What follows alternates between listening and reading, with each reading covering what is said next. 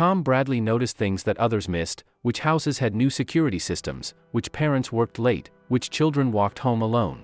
After 15 years as a child protection specialist, patterns jumped out at him even during his quiet mail route, and today those patterns spelled danger. I wonder where you're watching this story from today. Whether you're in a quiet suburban neighborhood or a bustling city street, you've probably encountered them: mail carriers who know every house on their route, who remember your family's patterns, who become part of the invisible fabric of daily life. But how often do we consider what expertise these observant workers might possess? Today's story will change how you see the people who watch over our neighborhoods every single day. Tom Bradley had been delivering mail on the east side of Riverside for 12 years. At 58, he moved with the steady pace of someone who had perfected efficiency through repetition, carrying his leather satchel and pushing his mail cart along the same tree-lined streets 6 days a week. The residents of Maple Street, Oak Avenue, and Elm Drive knew him as the reliable mailman who always had a smile and a dog treat ready. He remembered birthdays, asked about family members by name, and kept packages safe when residents weren't home. Children waved from school bus windows, elderly neighbors chatted with him about weather and grandchildren, and busy parents trusted him with spare keys for package deliveries. Tom appeared to be exactly what he seemed: a friendly, observant postal worker who took pride in serving his community. He wore the standard USPS uniform, drove the familiar mail truck, and maintained the professional demeanor that postal employees are trained to project. But Tom's observational skills went far beyond what was required for mail delivery. He noticed when Mrs. Peterson's routine changed after her hip surgery. He observed that the Johnsons had installed new security cameras after their vacation. He tracked which teenagers were staying out later, which elderly residents hadn't collected their mail for several days, and which houses showed signs of domestic trouble. This attention to detail wasn't just professional thoroughness. It was the result of training that had once made Tom Bradley one of the most effective child protection specialists in the state. Before Tom became a mailman, he had spent 15 years with the Department of Children and Family Services, specializing in cases involving child abduction, predatory behavior, and family endangerment. Detective Tom Bradley had developed a reputation for noticing patterns that other investigators missed, for connecting seemingly unrelated incidents, and for identifying threats before they escalated into tragedies. His expertise had focused on the behavioral patterns of child predators, how they selected targets, established trust, and created opportunities for abuse. Tom could recognize grooming behaviors, identify surveillance tactics, and predict escalation patterns with accuracy that had saved dozens of children from dangerous situations. But the work had taken its toll. 15 years of investigating child abuse cases, tracking predators, and witnessing the aftermath of crimes against children had left Tom emotionally exhausted and psychologically damaged. He had seen too much, intervened in too many nightmares, and carried too many cases that haunted his sleep. When he reached mandatory retirement age, Tom had requested transfer to a position that would allow him to continue serving his community without the constant exposure to human cruelty that had defined his detective career.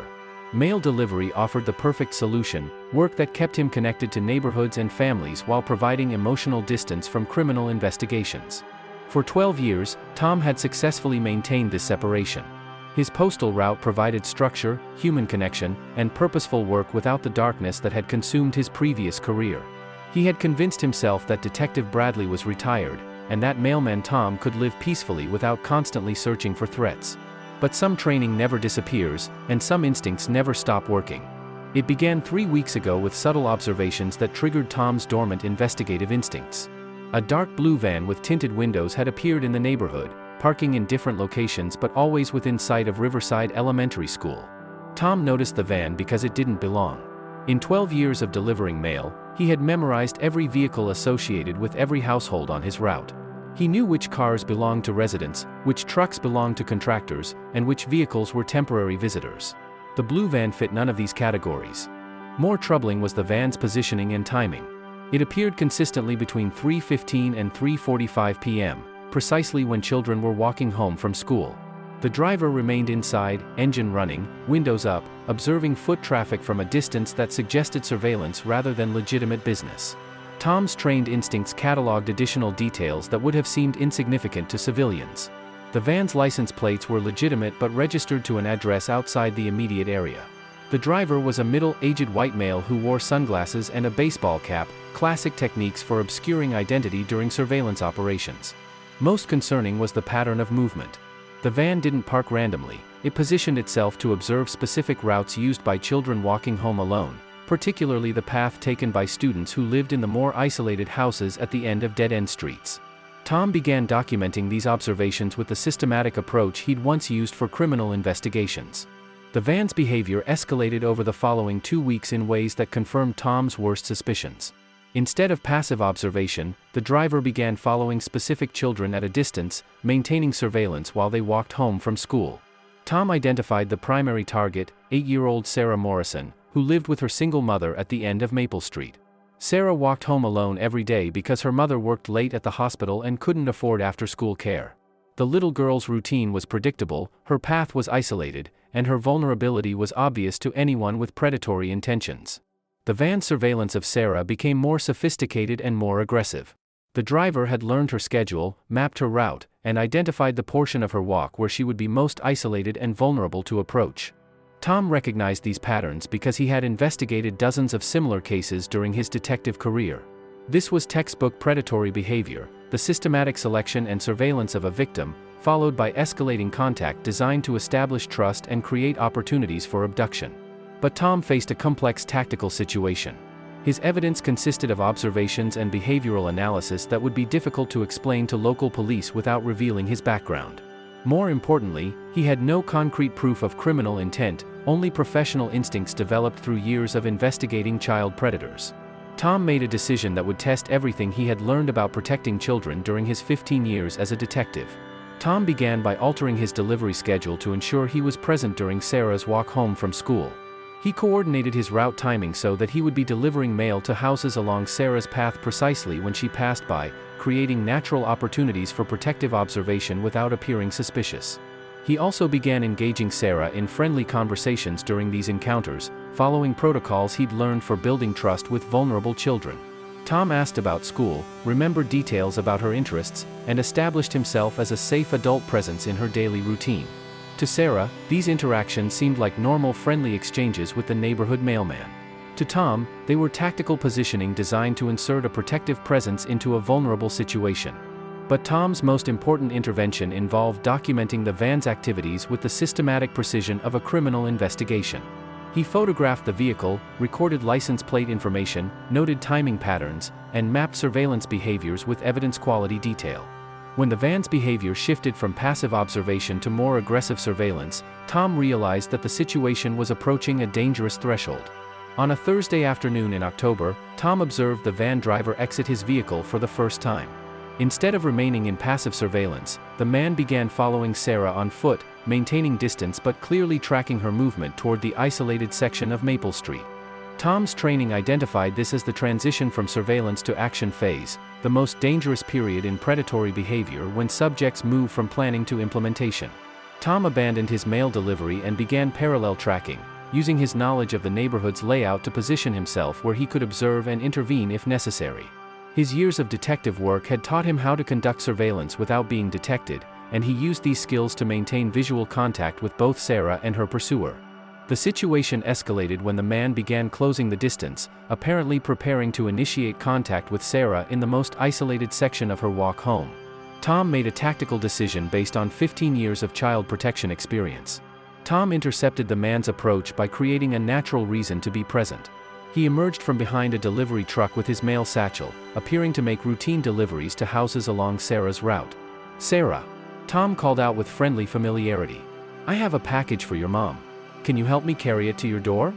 The approaching man immediately changed direction and increased his distance, recognizing that the opportunity for isolated contact had been disrupted by an adult presence. Sarah, unaware of the danger she had been in, cheerfully agreed to help Tom with the delivery. As they walked together toward her house, Tom maintained visual surveillance of the man, who retreated toward his van with obvious frustration. Tom ensured that Sarah reached her front door safely, then used his radio to contact local police with a carefully crafted report about suspicious activity that wouldn't require him to reveal the depth of his analysis or the sophistication of his intervention. Riverside Police responded to Tom's report by investigating the van and its driver, Marcus Webb, a 43-year-old man with a criminal history that included charges related to inappropriate contact with minors. The investigation revealed that Webb had been conducting systematic surveillance of multiple elementary schools in the area, focusing on children who fit specific vulnerability profiles. Tom's success in the Sarah Morrison case led to the development of a community protection program that utilized the observational capabilities of postal workers, delivery drivers, and other professionals who maintained regular presence in residential neighborhoods.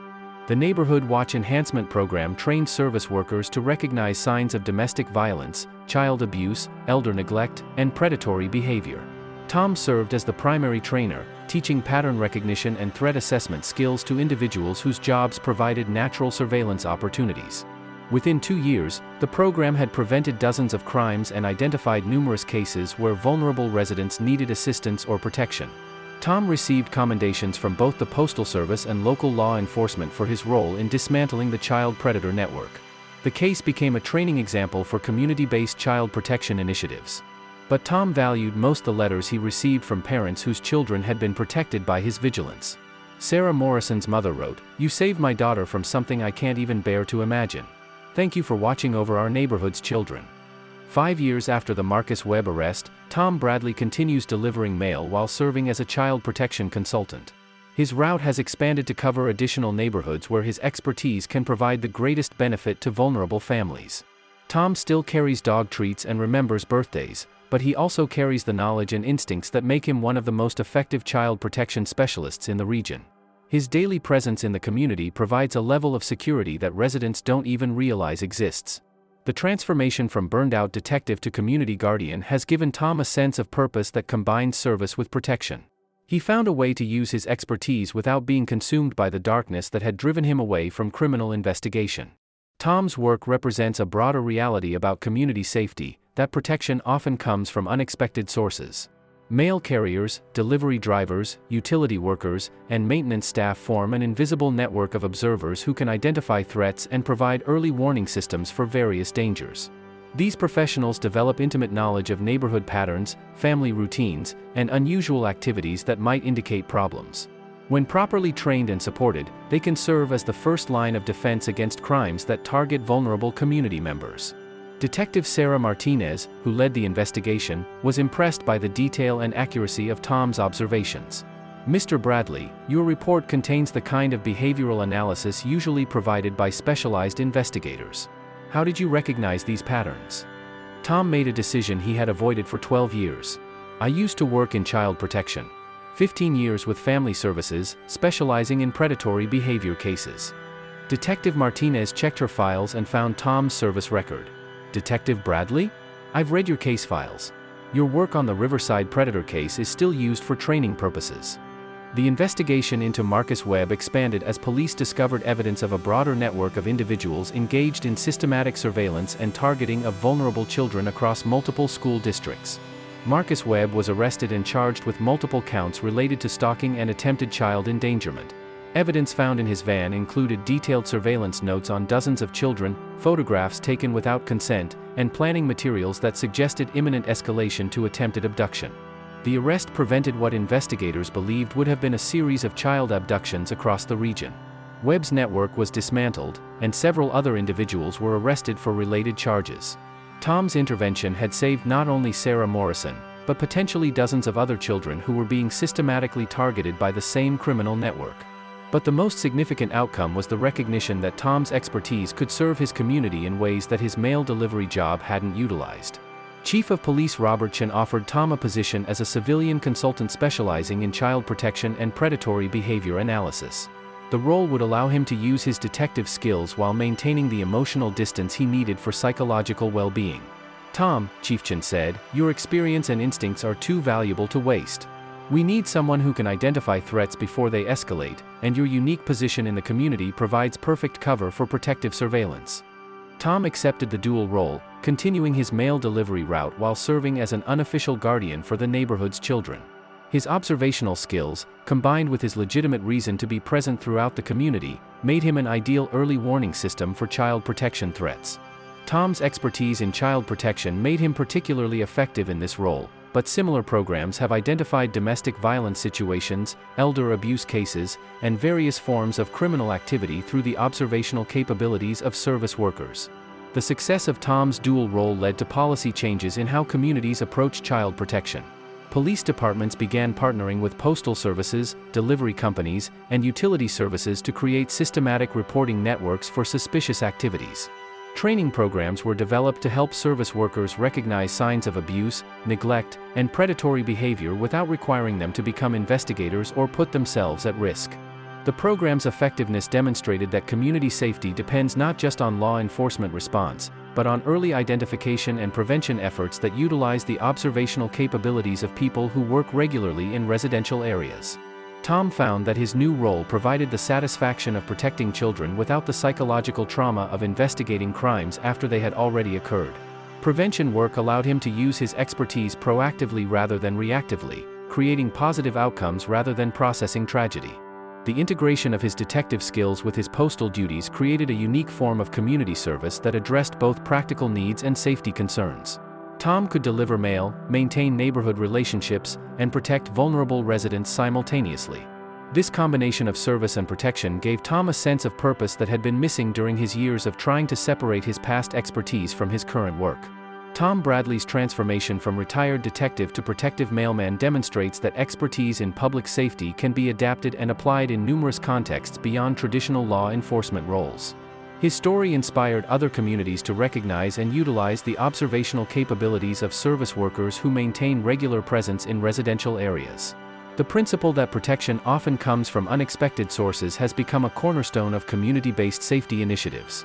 But Tom's greatest achievement was creating a model that allowed burned-out law enforcement professionals to continue serving their communities without sacrificing their psychological well-being. Today, Tom Bradley continues his dual role as mailman and child protection specialist, serving neighborhoods where his expertise provides the greatest benefit to vulnerable families. His daily presence creates a security network that operates invisibly but effectively. He maintains relationships with local schools, social services agencies, and law enforcement departments, serving as a bridge between community observation and official response systems. Tom's work has expanded beyond child protection to include identification of domestic violence, elder abuse, and various forms of criminal activity that target vulnerable residents. His training programs have been implemented in dozens of communities across the region. Tom's story illustrates how professional expertise can be repurposed and applied in ways that serve community needs while providing personal fulfillment. His detective skills translated perfectly to community protection work, demonstrating that specialized training often has broader applications than initially apparent. The principle applies beyond law enforcement. Teachers can identify learning difficulties in various contexts, medical professionals can recognize health issues regardless of their specific role, and skilled tradespeople can apply their expertise to numerous situations where their knowledge provides value. Tom's success came from recognizing that his skills could serve community needs in ways that traditional employment structures hadn't considered.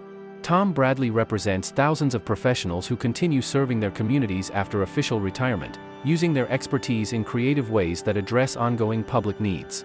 These individuals create invisible safety networks that operate through ordinary daily activities, providing protection and assistance that residents rarely recognize but consistently benefit from. Tom's mail route became a security patrol, his deliveries became welfare checks, and his community presence became a deterrent to criminal activity, all while maintaining the appearance of routine postal service. Where are you watching this story from today? Look around your neighborhood at the service workers who know your routines, remember your family members, and maintain regular presence in your residential area. Behind their professional duties might be expertise that keeps you safer than you realize, knowledge that protects your children, and vigilance that creates security you never notice. Tom Bradley spent 12 years trying to separate his detective expertise from his postal duties, believing that retirement meant abandoning his protective instincts. But when he recognized that a child was in danger, he discovered that true service means using whatever skills you possess to protect others, regardless of job titles or official roles. If you found Tom's story of quiet vigilance compelling, subscribe to Everyday Life Stories for more accounts of the extraordinary expertise hiding behind ordinary job descriptions. Sometimes the most important protection comes from the most unexpected guardians, watching over us during the routine moments when we're most vulnerable. The real heroes don't always wear badges or uniforms.